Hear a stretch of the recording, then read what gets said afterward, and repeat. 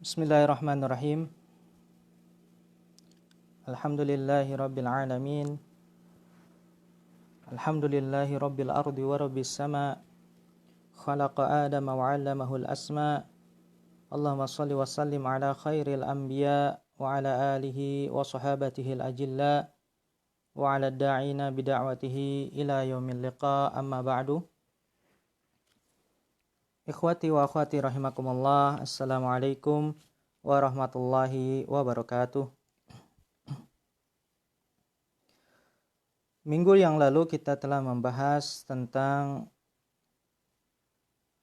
syubhat kesalahan nahwu di dalam Al-Quran beserta dengan bantahannya, dan telah saya bawakan 3 contoh syubhat dalam hal nahwu. Dan ternyata lebih dari waktu yang telah disediakan, yaitu 30 menit. Kemarin kita sampai 41 menit. Maka insyaallah kali ini akan saya persingkat supaya nanti bisa on time ya selesainya. Dimana kali ini kita akan membahas tentang kesalahan atau syubhat mengenai kesalahan shorof di dalam Al-Quran beserta bantahannya. 3 kasus yang akan dibawakan kali ini adalah mewakili 3 poin utama dalam kesalahan shorof ya, atau syubhat mengenai shorof di dalam Al-Quran, di mana poin yang pertama adalah adanya ya, katanya ada huruf yang hilang di dalam suatu kata, yang mana hilangnya huruf tersebut menyebabkan berubahnya mizan sorfi dalam suatu kalimah. Dan ketika mizan sorfi ini berubah, maka tentu ini akan berdampak pada perubahan makna atau bahkan menjadi tidak bermakna. Ini adalah poin syubhat yang pertama. Kemudian poin yang kedua, bahwasanya di sana ada pergantian huruf pada suatu kata, yang mana huruf ini berubah kepada huruf yang tidak semestinya, dan tentu saja ini akan juga mempengaruhi anggapan bahwasanya di dalam Al-Quran itu ada kaidah penulisan yang kurang tepat. Maka kita akan lihat nanti contohnya. Kemudian syubhat yang ketiga adalah adanya penggunaan wazan kalimah. Ya, penggunaan wazan kalimah yang memang wazannya ini ada. Ya, tidak ada yang salah dengan wazannya, akan tetapi wazan yang digunakan ini tidak sinkron dengan makna yang diinginkan. Nanti kita juga akan simak bagaimana mereka memberikan syubhat-syubhat mengenai hal tersebut, dan kita akan bantah dengan bantahan yang ilmiah insyaallah taala.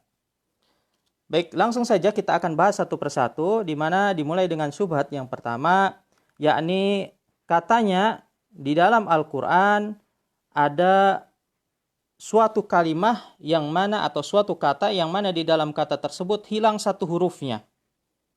Menjadi kalimat tersebut seolah-olah tidak sempurna, yang ketidaksempurnaan itu, yang dimaksud dengan ketidaksempurnaan di situ adalah tidak sesuai dengan mizan sorfi atau wazan kalimah yang semestinya. Maka tentu ini akan mengubah maknanya atau menjadi tidak bermakna. Begitu syubhat yang mereka sampaikan. Saya ambil satu kasus, yaitu di dalam surat Al-Kahfi. Karena di dalam surat Al-Kahfi ini ada beberapa contoh yang semisal ini. Saya ambilkan satu saja, surat Al-Kahfi ayat ke-82, di mana di sana ada percakapan yakni antara Nabi Khidir kepada Nabi Musa alaihi wassalam, yang berbunyi dzalika ta'wilu ma lam tasti alaihi sabra. Dzalika ta'wilu ma lam tasti alaihi sabra. demikian itulah takwil kejadian yang kamu tidak dapat bersabar terhadapnya. Yang menjadi fokus kita adalah lafaz malam tasti', ya, malam tasti'. Asalnya fi'il ini adalah fi'il mudhari majzum yang berwazan yastaf'ilu.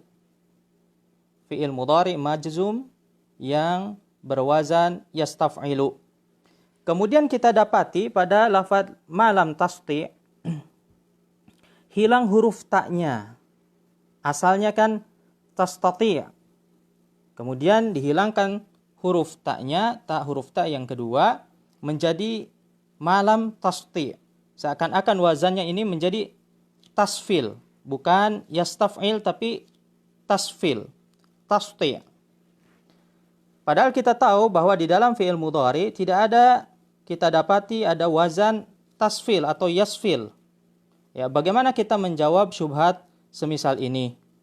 Kita punya 3 jawaban untuk syubhat ini. Yang pertama, kita akan melihat terlebih dahulu apakah ada ayat yang semisal dengan ayat ini, yakni lafaz tasti', apakah ada di ayat yang lain? Ternyata ada. Dan masih di surat yang sama, yaitu surat Al-Kahfi ayat ke-97. Di mana ayat tersebut berbunyi famasta'u ayyazharuhu wa mastata'u lahu nakba. Famasta'u ayyazharuhu wa mastata'u lahu nakba. Silahkan bagi yang sedang memegang mushaf bisa dicek sendiri supaya lebih jelas, ya, karena saya tidak bisa menampilkannya di layar untuk mempercepat. Maka silahkan dibuka surat Al-Kahfi ayat ke-97. Pada ayat ini, surat Al-Kahfi ayat 97, kita dapati ada 2 fiil yang sama dengan lafaz yang berbeda. Yang pertama, lafaz ista'u, ya, ista'u tanpa huruf ta, dan yang satunya lagi istata'u dengan ditambahkan apa? Huruf ta.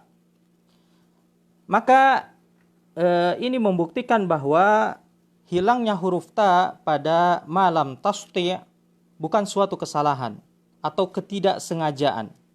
Semata-mata hal ini dikarenakan karena memang bisa jadi ilmu kita tidak sampai ke sana, yakni kita hanya melihat zahirnya saja, wah ini kurang huruf ta'nya maka ini salah. Maka hal ini tidak dibenarkan.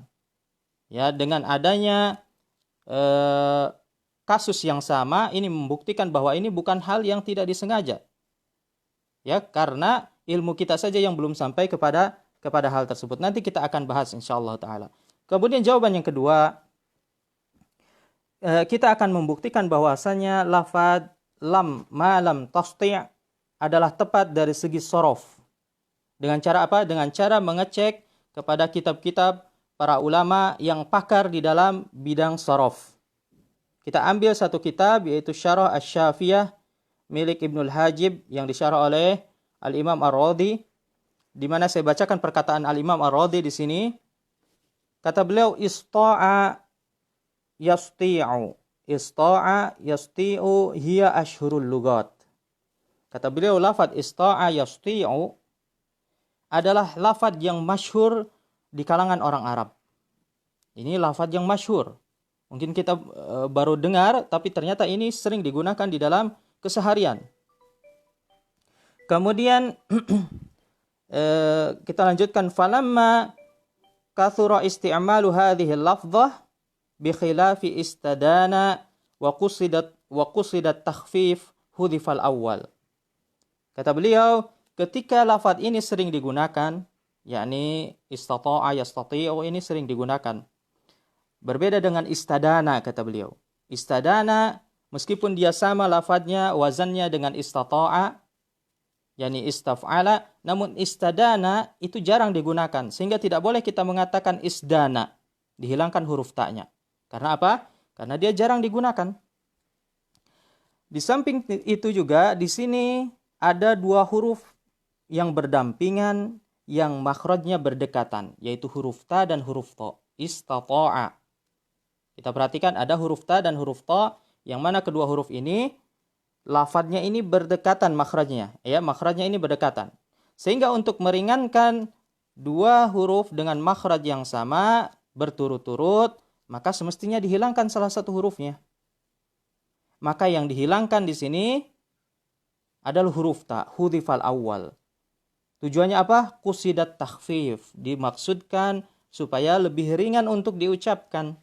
Karena ada dua huruf yang berdekatan makhrajnya. Kemudian beliau melanjutkan, wal hadfu hahuna aula li'anna al-awwala wa huwa ta'u zaidah. Dan dihilangkannya huruf ta di sini lebih utama. Artinya lebih utama daripada menghilangkan huruf ta. Mengapa? Karena huruf ta pada lafaz istata'a hanya sebagai huruf tambahan. Kan aslinya huruf aslinya adalah ta'a. Kemudian ditambah hamzah, sin, dan ta. Maka 3 huruf ini huruf tambahan. Boleh dihilangkan untuk tujuan apa? Takhfif, untuk meringankan supaya mudah diucapkan. Dan di sini antum bisa perhatikan ucapan Al-Imam Ar-Radhi bahwasanya ternyata lafaz malam tasti pada surat Al-Kahfi ini tidak menyalahi kaidah shorof sama sekali. Bahkan itu lebih utama kata beliau. Lafaz itu lebih utama karena apa? Kathratul istimal, karena sering digunakan maka dihilangkannya huruf ta. Bantahan yang ketiga. Dihilangkannya huruf ta di sini bukan tanpa sebab. Ya, karena kita dapati di ayat yang lain huruf ta-nya ini juga dimunculkan tastati'. Nanti kita akan melihat. Namun di ayat ini dihilangkan huruf ta-nya. Maka tentu ini ada tujuannya. Kalau semata-mata untuk meringankan semua lafaz, mengapa tidak dihilangkan semua huruf ta-nya? Tapi ternyata ada juga ayat yang huruf ta-nya ini tidak dihilangkan. Ya, kita akan melihat apa tujuan dari dihilangkannya huruf ta di sini. Ketika dihilangkan huruf ta di sini, ada makna yang diinginkan di dalam konteks ayat ini. Ya, kita harus melihat untuk mengetahui makna yang diinginkan ini, kita harus mundur beberapa ayat terlebih dahulu supaya kita tahu kisahnya. Kisah ini bermula dari ayat ke-65 di surat yang sama ini, di surat Al-Kahfi, ayat ke-65, disebutkan bahwasanya Nabi Musa beserta muridnya menemui seorang hamba Allah yang bernama Nabi Khidir alaihissalam. Disebutkan fawajada abdan min ibadina. Bahwasanya tatkala Musa dan muridnya bertemu dengan salah seorang hamba kami, yaitu Nabi Khidir alaihissalam. Maka ada keinginan Nabi Musa untuk berguru kepada Nabi Khidir, dan Nabi Khidir pun hendak mengajarkan bagaimana hakikat sabar dalam menghadapi suatu permasalahan. Maka Nabi Khidir mempersyaratkan di awal supaya sepanjang perjalanan mereka janganlah hendaknya engkau jangan tergesa-gesa dalam mengetahui takwil apa yang diperbuat oleh Nabi Khidir alaihissalam. Maka Nabi Musa pun menyepakati persyaratan tersebut. Nah, sebagaimana kita tahu, singkat cerita, sepanjang perjalanan mereka menemukan beberapa hal yang mengherankan.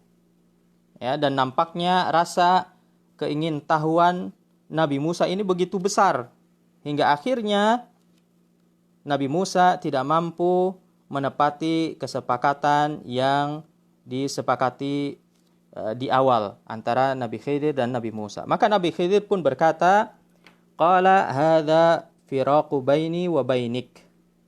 Sa'unabbi'uka bita'wili ma lam tastati' 'alaihi sabra." Kata Nabi Khidir, inilah perpisahan antara aku dan dirimu. Maka akan aku beritahukan takwil apa yang aku lakukan selama ini, yakni beberapa nanti ada kejadian yang antum sekalian bisa baca sendiri, ada 3 kasus di sana. Maka kata Nabi Khidir, inilah takwil apa yang aku lakukan yang kamu tidak dapat bersabar terhadapnya. Kemudian Nabi Khidir pun menjelaskan takwil tersebut. Mengapa saya melakukan ini, mengapa melakukan ini. Dan ketika itu, ya, Nabi Musa masih mengatakan malam tastati'. Huruf ta'nya masih ada. Ketika apa? Belum dijelaskan takwilnya. Namun ketika takwil itu sudah dijelaskan, sudah disampaikan panjang lebar kepada Nabi Musa, maka beliau pun, Nabi Khidir mengatakan, dzalika ta'wilu malam tasti' alaihi sabra. Hilang huruf ta'nya.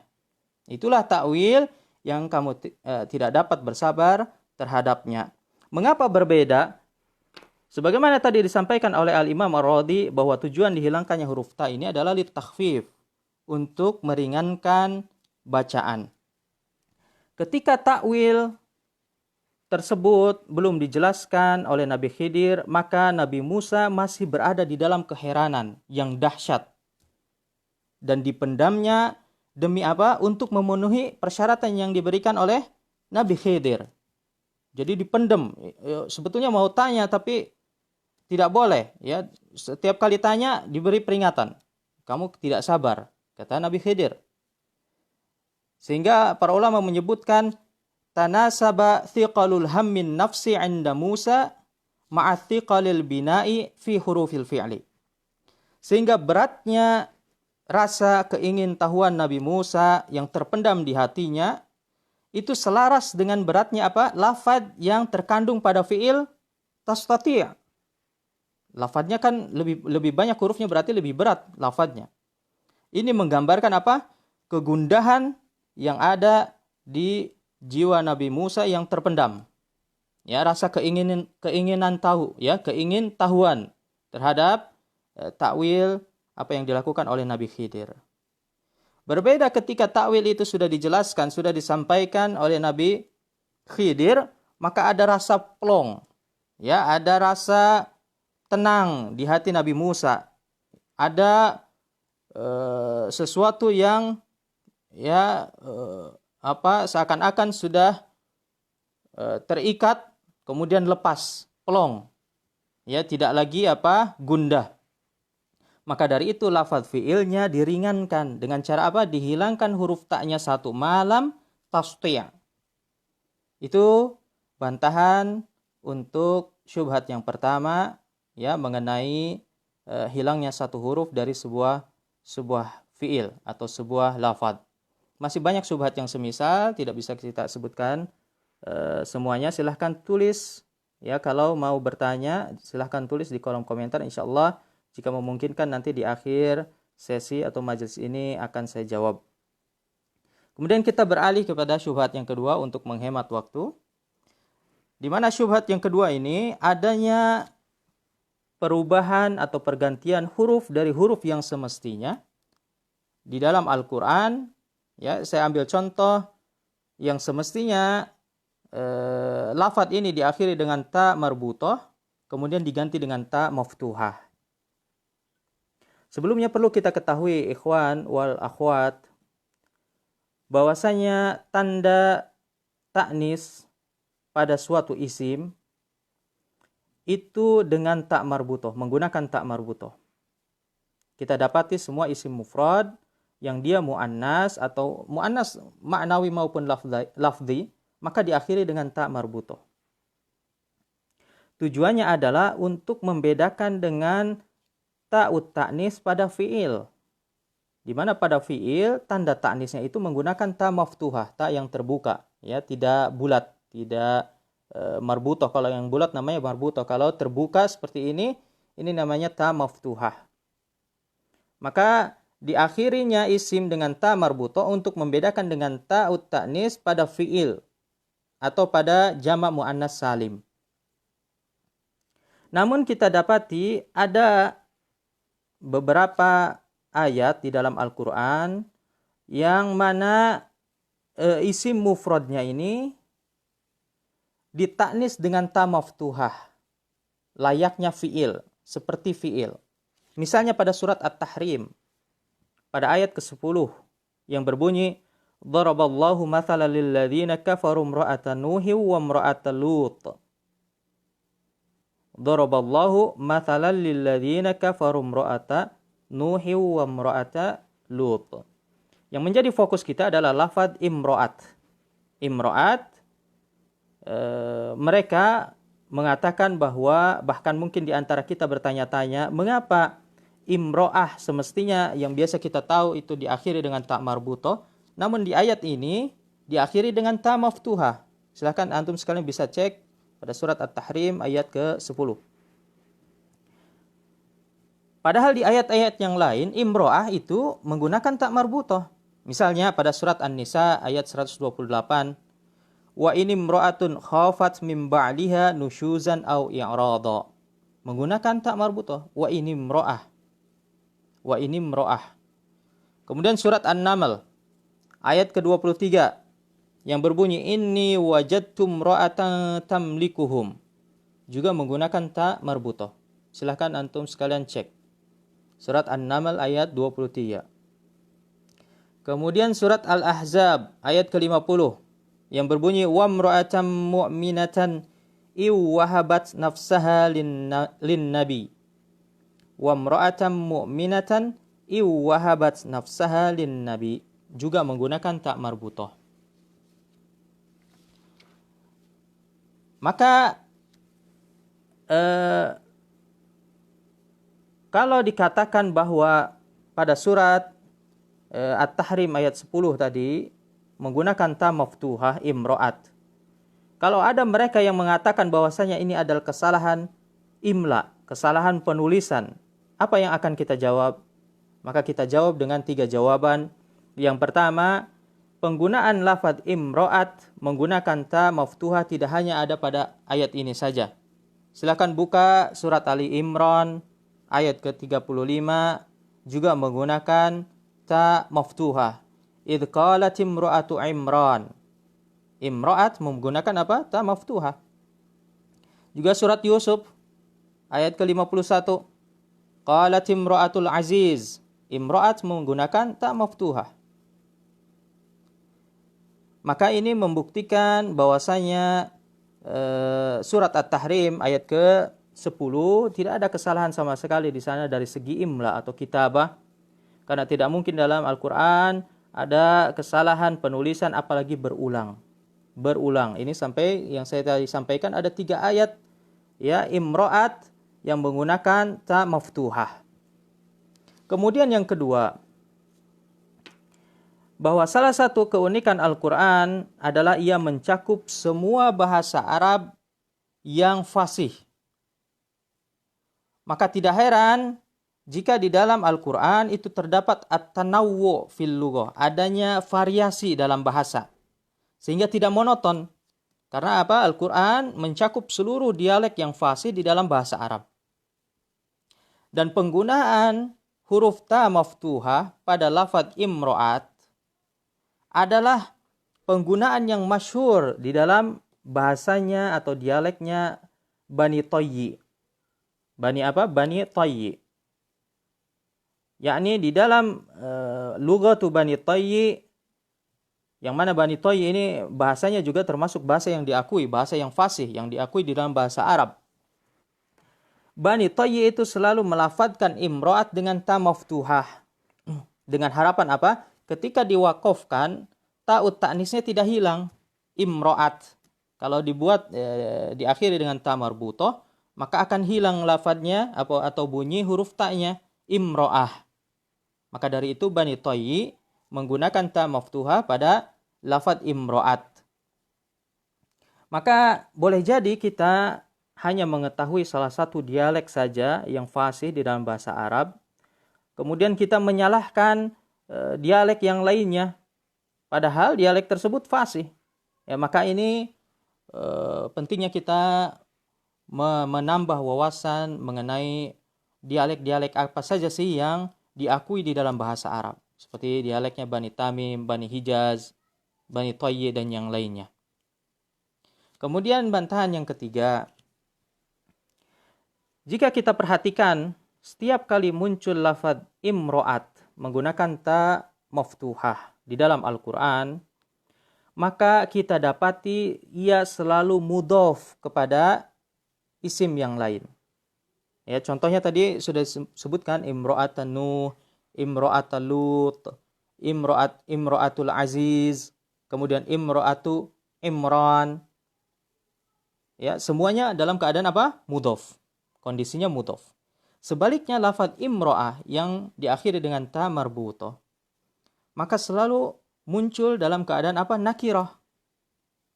Maka dari sini jelas bahwa penggunaan ta maftuha dan ta marbutoh pada lafaz imro'at bukan tanpa tujuan. Bukan tanpa tujuan. Justru membawa makna tersendiri. Yakni jika menggunakan ta maftuha berarti ia menunjukkan bahwa imro'ah, perempuan ini adalah bukan umum. Bukan lafaz yang umum, melainkan khusus, yakni istri dari tokoh yang disampaikan di dalam Al-Quran, yang disebutkan di dalam Al-Quran. Ya, istrinya Nabi Nuh, istrinya Nabi Lut, istrinya Al-Aziz, istrinya Imran. Sedangkan kalau diakhiri dengan ta marbutoh, imro'ah, ini mengisyaratkan pada semua wanita. Tidak dibatasi, wanita manapun. Artinya umum, secara umum. Imro'ah. Maka dari sini jelas perbedaan lafaz, yakni huruf tersebut saja sudah menunjukkan makna yang berbeda satu dengan yang lainnya. Ya, silahkan jika belum jelas bisa ditanyakan di pertanyaan, silahkan ditanyakan di kolom komentar. Insya Allah nanti kita bahas bersama. Kemudian kita masuk kepada syubhat yang terakhir yang bisa saya bawakan, ya syubhat yang ketiga, di mana katanya di dalam Al-Quran itu ada wazan, ada suatu wazan kalimah yang tidak sesuai dengan makna yang diinginkan. Yang akan kita ambil adalah kasus wazan jamak kasrah dan jamak killah. Sebelumnya perlu kita beri pendahuluan terlebih dahulu apa itu jamak killah. Jamak killah adalah jamak yang menunjukkan bilangan 3 sampai dengan 10. 3 sampai dengan 10. Dan ia memiliki 6 wazan. Yang pertama, jamak wazan jamak mudzakkar salim. Yang kedua, wazan jamak muannas salim. Yang ketiga, 4, 5, 6 ini adalah jamak taksir. Ya, 4 sisanya wazan itu termasuk jamak taksir, yaitu wazan af'ilatun, fi'latun, af'ulun, dan af'alun. Af'ilatun, fi'latun, af'ulun, af'alun. Ini adalah jamak killah. Selain daripada keenam wazan ini, maka ia termasuk ke dalam jamak kasroh, yakni bilangan di atas 10. Ya, jamak kasroh itu menunjukkan bilangan di atas 10. Dan wazannya banyak sekali, ya.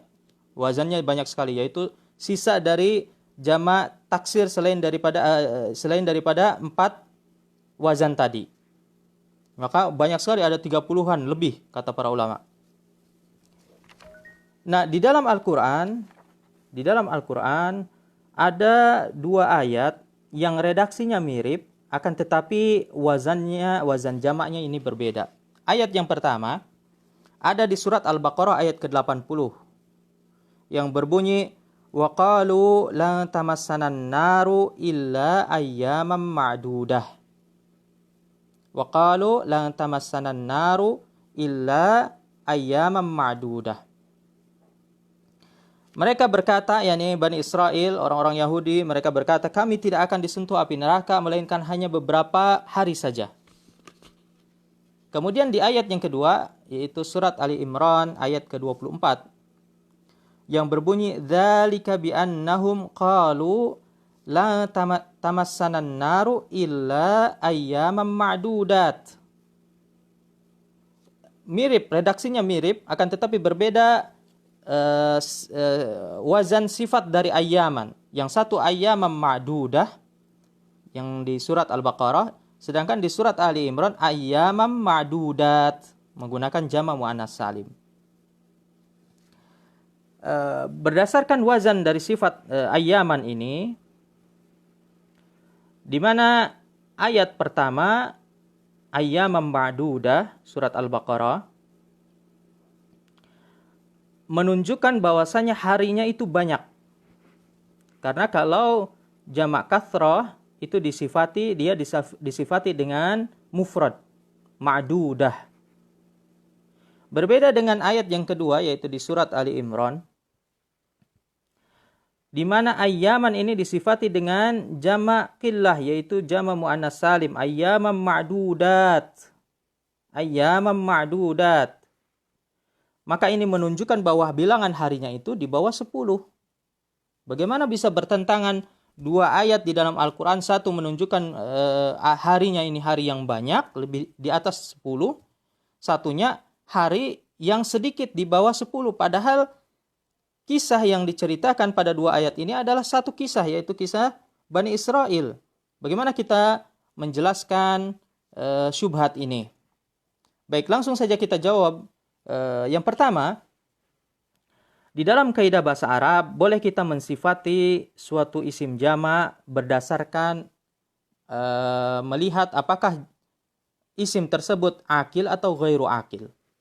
Akil atau ghairu akil. Kalau isim jama'nya ini isim jama' yang berakal, boleh kita sifati dengan jama' salim. Dengan jama' salim. Yakni mudzakkar salim atau muannas salim. Kalau isim jama'nya ini ya dia ghairu akil, tidak berakal, seperti ayyam. Ayyam, yaum, hari itu kan tidak berakal.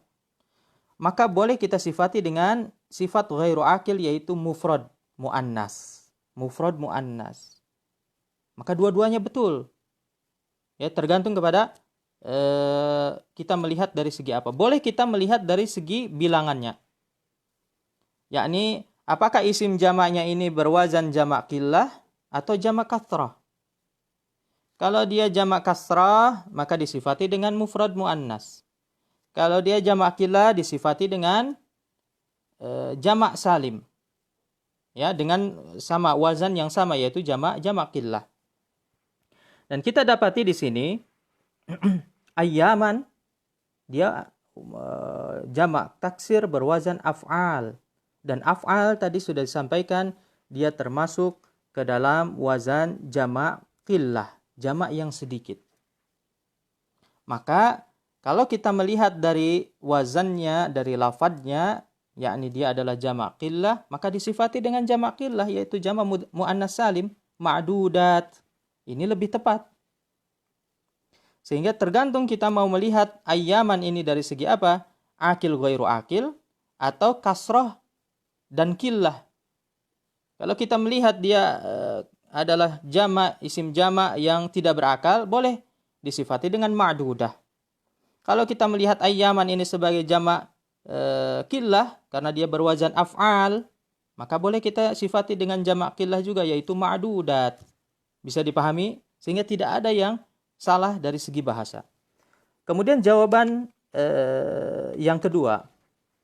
Jawaban yang kedua, di mana para mufassirin menyebutkan, di antaranya Al-Imam Ibnu Katsir di kitab tafsirnya, bahwasanya ketika itu di kalangan kaum Yahudi Bani Israel, mereka berselisih pendapat menjadi dua kelompok mengenai berapa lama kita, yakni Bani Israel, akan dimasukkan ke dalam api neraka.